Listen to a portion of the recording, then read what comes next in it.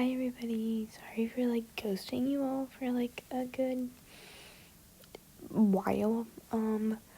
Anyways, I should be back now. Since school's calmed down, but anyways, here's a kuroken video because I don't really write them that much. And not to offend anybody, but they're not my favorite ship, but I wrote this a while ago and then just kind of revamped it for this video. Anyways, I hope you guys enjoy it, and I will talk to you guys later. September 10th, 2:13 p.m. Kenma POV. The cool, late summer breeze pricks at my nose and the tips of my ears as my hair sways to the side, catching in the golden sunlight that glares in my eyes as it slowly sets below the horizon. The faint sounds of children playing in the distance and cars speeding past fills my ears, but nothing is more deafening than the silence between us. We sit side by side on a bench, centered in a local park of our small suburb, just outside the city, surrounded by people, yet so terribly lonely. What has changed so much in the past few months? Why does it feel as if I'm sitting side by side with a complete stranger, rather than the person I would have done anything for, 3 months ago? Someone that I have grown with for so long, and now we are completely foreign to each other. Flashback to 3 months ago. Come on, it'll be fun," he convinced, ushering myself and 2 other friends he had dragged along to climb up the very unstable hill to the train tracks above. Okay. One friend follows and shortly after the other follows. "Come on, Kenma. Let's go, it's like old times." He laughed with a beaming smile on his face. That damn smile. I would never tell him, but I loved that smile, it meant the world to me. "Fine," I trudgingly agreed as I slowly scaled the steep rocks, my every moment followed by his eyes. He's always taken care of me, always he would feed me and make sure I did my schoolwork, but not only did he take care of me physically, he constantly maintained my mental state. He knew when I was depressed or lonely and always knew how to make it better. He was always there. Until he wasn't. Suddenly we began to drift apart. My life was thrown off balance. This was the first time in my memory that he wasn't there. One late night I lay thinking about everything. What happened? How do I fix it? Why is this happening? Continually raced through my mind. And then a memory from 2 years ago drifted across my consciousness. "Huh?" I said. "He liked you." One of my close friends sits next to me, telling me something I never thought I'd hear. "What do you mean?" My face twisted in confusion, unable to actually comprehend what he was saying to me. Apparently it was like 3 years ago, he had a crush on you. Someone from his class told me about it. That memory continually loops in my mind. He liked me. But that was over 5 years ago now. There's no why he could still hold those same feelings. But somehow a small part of my brain seems to grasp onto this terrible, illogical thought, that maybe he still holds those same feelings. I think I've never shown my emotions well. It's extremely difficult to tell someone I love you for me, yet I really try to say it for him, because he's one of the very few people I genuinely care about.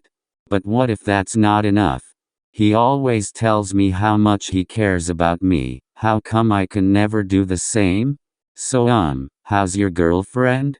he asks, as we sit on the bench, bringing me out of the depths of my thoughts. "We're fine, things are fine."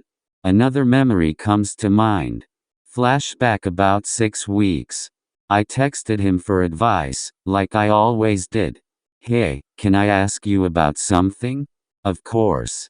Face with big pleading eyes. "So you know how I'm dating someone, right?" "Yeah, of course." "Well, I don't know what to do." "What happened?" "Turns out she doesn't support LGBT people." "Oh, wow. And I don't know what to do, Because I love her, but I don't know if I can be with someone who doesn't like people because of something like sexuality. I have lots of friends, including you, who are LGBT, and I don't know if I can date someone like that. Well, I can't tell you what to do, but you probably shouldn't date someone who has drastically different beliefs than you. It'll just be draining in the end. But it feels so trivial to break up with someone over something like that. Maybe, but I thought it was stupid to break up over politics, but that's truly the reason why my last relationship ended. Yeah, IDK. Well, do what you think is best, but don't do something that will go against what you believe in. Okay, thanks.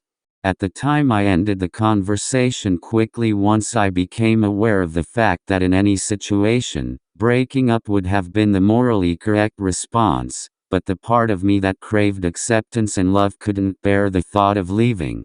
How could I when other than that and this, we were the perfect couple, but that and this quickly grew, until it was the majority of our relationship, the things we pushed to the side, unable to confront them, in fear of losing the love and validation that my weak, self-conscious body ate. Grew and grew until it was a monster looming over us, awaiting the final pebble to make the avalanche come tumbling down, crushing the remaining scraps of our relationship. I should have left, but instead I stayed. I clawed and clung to her for as long as I could. Until one day, she broke up with me over text. I was completely shattered. I pushed everything to the side for her, risking my lifelong friend for her. My body trembled. How could I be so stupid? She never wanted me for anything more than my body, but somehow I couldn't live without her. All the times I nearly puked as she kissed and touched me, all the times I wanted to yell stop but she convinced me otherwise, all the times I explained that I was asexual, all the times that I told her to stop, all the times she didn't, all the times I wanted to run, all the times I chose to stay, all the times that I wanted to leave, I stayed. All the times I should have left, I should have listened, I should have heard what was being screamed and yelled by the people around me. I was entranced by her whisper. The worst part of being in a toxic, manipulative relationship is that you feel so stupid, so dense that you didn't see it sooner, that you didn't notice all of the red flags. Maybe if you did, you wouldn't be so broken afterwards. But that's also the funny thing with manipulative relationships, they're designed so that you never find out. The whole point to being manipulative is so that the person you are controlling never figures it out, and so you stay in control forever. Those types of relationships are manufactured in a way that puts the toxic one at an advantage, so if you ever make it out, you're actually one of the lucky ones. Even though you're broken and torn to pieces, you're lucky. You know, I used to have a crush on you. He chuckles, leaning his head back, staring at the sky above us. Oh, yeah. I lean forward, locking my hands together between my knees, and I begin to trace the cracks in the concrete with my eyes. Can I ask you something? He sits up, and I can feel his eyes digging into the back of my neck. Go ahead.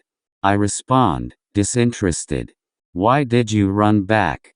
Why did you beg her to take you back? He says softly, but I can sense the slight venom hidden beneath his gentle tone. I don't know, I need her. You don't. She's terrible. Why be with someone like her? You can do so much better.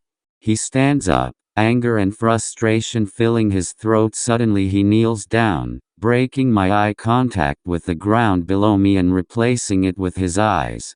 He grabs my hands, placing my slightly smaller palms in his own. There's a comforting look on his face, one that makes me feel instantly at ease. Listen to me, Kenma, you are the smartest, most beautiful, most amazing person I've ever met. Your smile is as bright as the sun. You can solve any problem you put your mind to. You've made my life better since the day I met you. He doesn't break eye contact even though I can see his face growing redder with every word. Please Kenma, you could have anyone. Don't settle for someone like that. All I ask is that you show yourself a little more worth. Because there's so many people out there that would kill for you. I feel my cheeks begin to grow hot, a fluttering feeling in my chest, and my heart begins to pound. Oh, okay, is the only thing I manage to squeak out.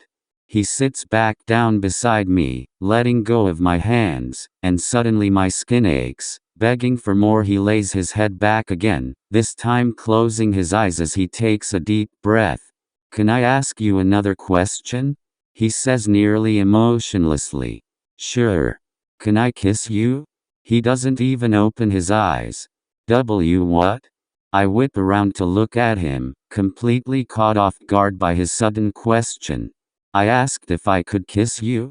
He repeats, lifting his head up, sliding and opening his eyes. The moment his cat-like, golden eyes meet my own, my heart begins to race, my palms become clammy, and my chest starts to flutter, all these trivial signs of love that I've never experienced. Can I kiss you? He says again, this time sitting up fully. He reaches his hand out and tucks a small strand of my long hair behind my ear. My skin heats up as his makes contact. Why? I love you, Kenma. I always have, I always will, so please, let me kiss you. He speaks softly, his usual sly, cool expression disappearing more with every vulnerable word. I look down, my heart will likely burst if I continue staring into those yellow, cat-like eyes. I hated every kiss I've ever gotten. I never wanted them, I wanted to die every time she kissed me. Will this be any different? Will it be soft and tender, loving and sweet? Will sparks fly? Will I instantly be in love? Will this fictional dream of a kiss that has been built in my mind from rom-coms and television finally be a reality? I might regret this for the rest of my life. It might ruin our friendship, the one I have protected with everything I have. But what if there's something amazing waiting on the other side of this terrible fear? I have to try. I reach out my hand, and without a word, I pull him to me, until our lips touch. It's warm and pleasant, it's comfortable and soothing, he tastes sweet and I love it. I like this, I want to keep doing it. I want to keep trying. I want to be with him. We pull away, his eyes look shocked but at the same time completely in love, a look I'm not familiar with, but one I want to see more of. I think, I love you too, kuroo.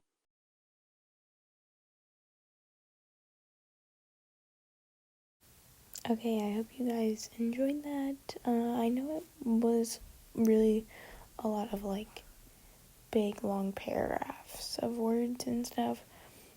Because this was like a really short one shot that I wrote originally. So, anyways, I really like the writing, but it's not necessarily like a text story. But yeah. Anyways, I'm hoping to post a Sakewata video next week. If you have any suggestions or comments for ideas for that idea, because I don't really know exactly the plot for that story yet. But yeah, that's about it. So yeah, hope you guys enjoyed and have a good day. See you guys soon with another video.